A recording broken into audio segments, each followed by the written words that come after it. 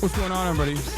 I hope everyone's having a fantastic evening, fantastic afternoon, fantastic prenoon, no matter where you are in the world. I'm Hassan Piker in this house, and I broadcast coming to you live from sunny California, Los Angeles. Folks, we're live and alive, and I hope all the boys, girls, and MBs are having a fantastic one because today's a beautiful day. Today's a wonderful day. Today is Wednesday. It's hump day.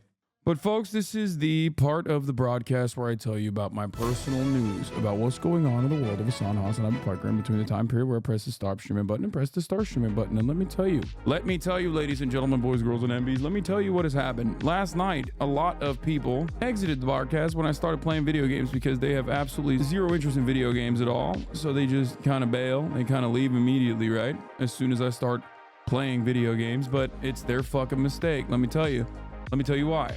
Nah, don't do the no spoiler shit. I don't really give a fuck, okay? Y'all liars, bro. You just don't want to watch me game, and it's fine. You don't want to watch me thrive. But what you're missing out on is some of the most incredible GAMBA upsets of all time. Let me tell you something, okay? There were like 4 bosses that I one-tapped in a row that literally caused a dramatic restructuring in the way that points are allocated on this broadcast last night. Like, I'm talking, there was one where it was like 55 million to like 11 million, like 55 million points on the doubter side, 11 million on the believer side. And I just fucking kept clapping, dude. I'm up 400K is crazy.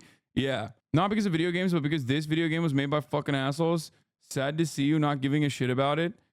I don't care.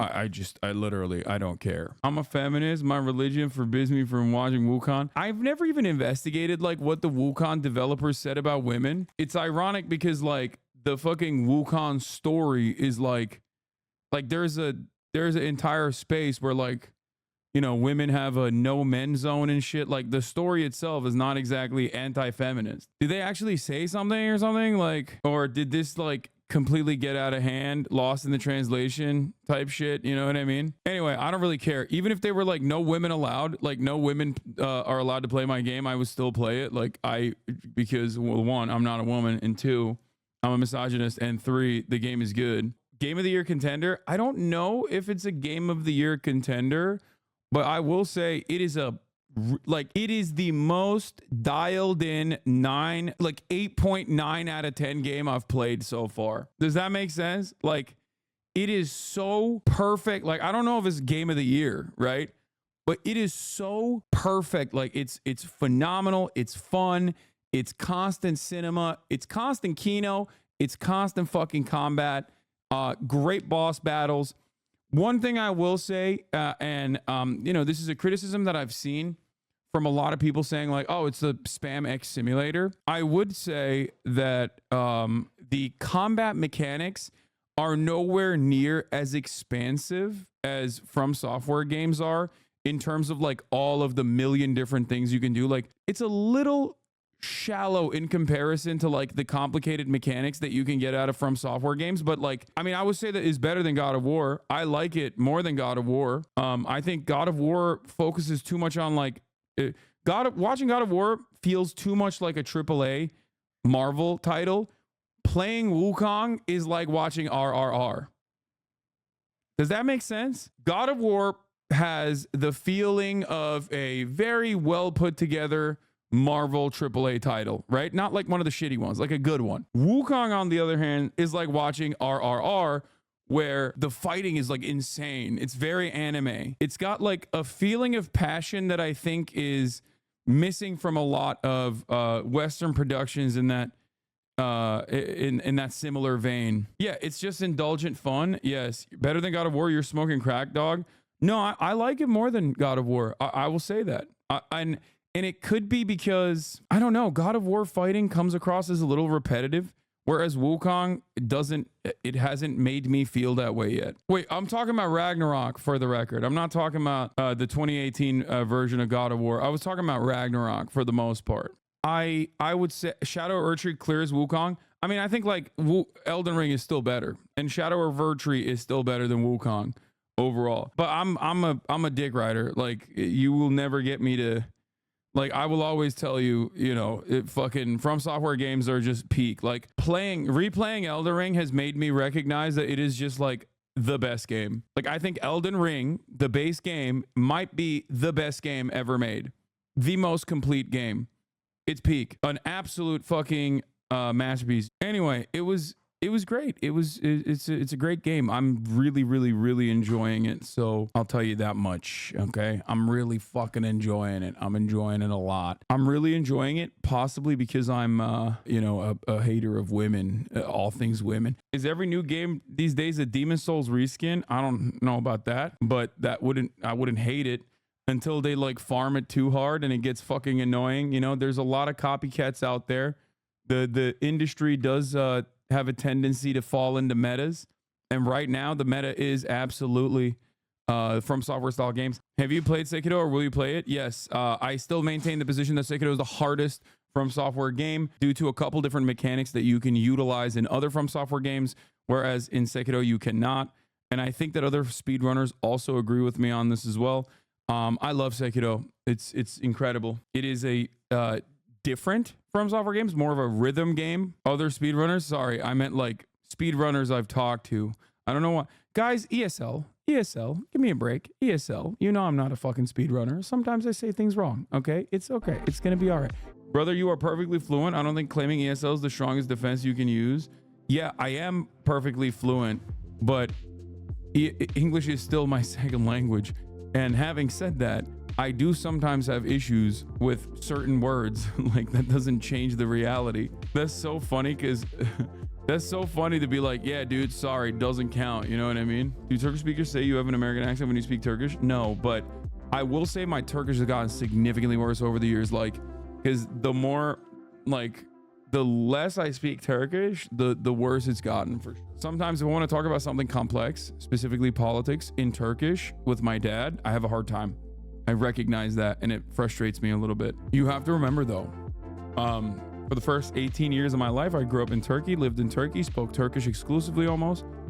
And now, as I'm nearing the halfway point of my life of the second 18 years, it is getting harder and harder. I think I am somewhat forgetting Turkish a little bit, which is not good. I still don't think I have an accent, but some words I sometimes will like literally try to add English words if I cannot remember the Turkish word. That's how I feel when I talk on politics with my dad too, but we're both native English speakers. I'm dumb. No, I'm saying halfway point is in like first 18 years. Once I get to 36, I will have officially lived in America for longer than I've lived in Turkey. Like first 18 years of my life, I grew up and lived and spoke Turkish, lived in Turkey, spoke Turkish. And once I get to 36 in 3 years, I will officially have lived the same amount of time in the United States of America as I have in Turkey. Yeah, I will become fully Americanized at that point. Do you think completely in English? Depends. If I'm in Turkey, I speak Turkish for an extended period of time. I'm going to be thinking in Turkish. When when I'm in America, I think in English. Let me tell you how American I feel, as a matter of fact. Last night, I was dreaming that I was playing football. That's how fucking American. I've never played football in my life. It made me feel more American than ever. What position? Wide receiver. Which is weird because like I think I'm too big, right? And not fast enough.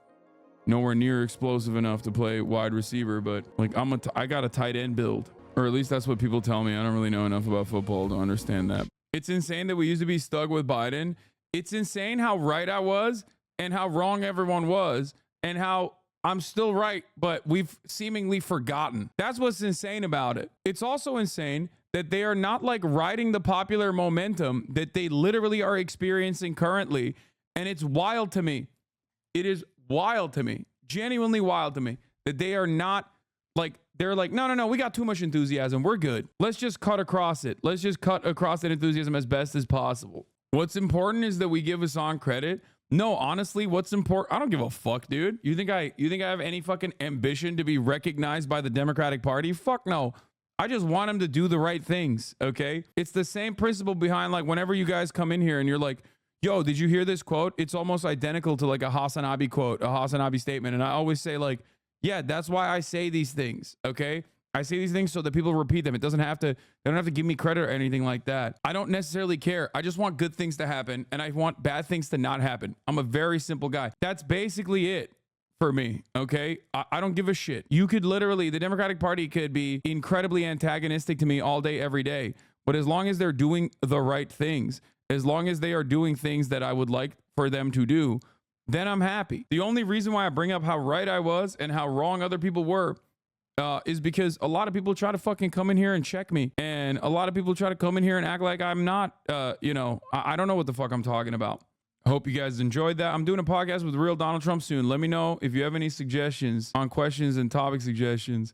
Oh shit, Lex Fridman unfollowed me. That's crazy. Wonder why he did that. Can I still DM him? I guess I still can, so it doesn't really matter. Why did he unfollow me? I thought he was pro-Russia. Like me. I think Kamala Harris would do well with a Lex Fridman interview, by the way. That's not even a joke. I think she would. Lex Fridman is like a good person. Overall, I think that she does need to start doing these interviews. What is this? You're on camera, by the way. I know, I just shot my shot. God damn, that's bold. I just thought, I don't know. Thank you. Enjoy the protest. Thank you.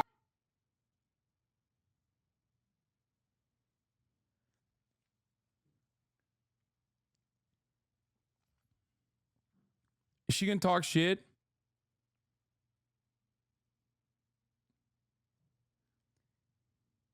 She better not. I didn't do anything. There was I have to stop because I know he's talking about politics, but I almost picked up my phone and called him and just said, I just wanted to remind you that you're ugly. But that was just mean, and that was a lot of projecting, and he doesn't deserve that. Thank you for recognizing. I'm not doing that. That would be mean. I didn't even do nothing there. How is this my fault? This is a thing that I don't understand.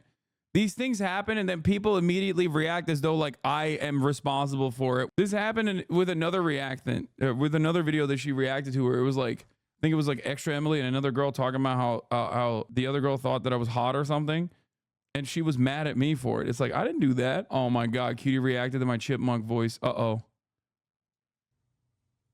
I just feel like I've got to knock him down some. Okay.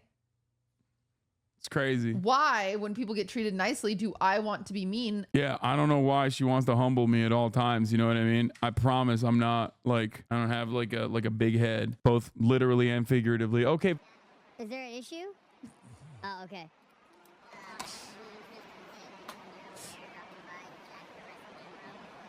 What?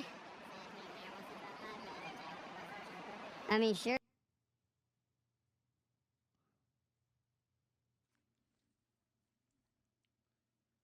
I think he sounds really good there, personally. I think he sounds the best he's ever sounded. And I stand by him in this time of need. Thank you. So cute, my little Hasanito. I'm a 33-year-old man, dude. Sometimes baby girl is a hairy 33-year-old Muslim man.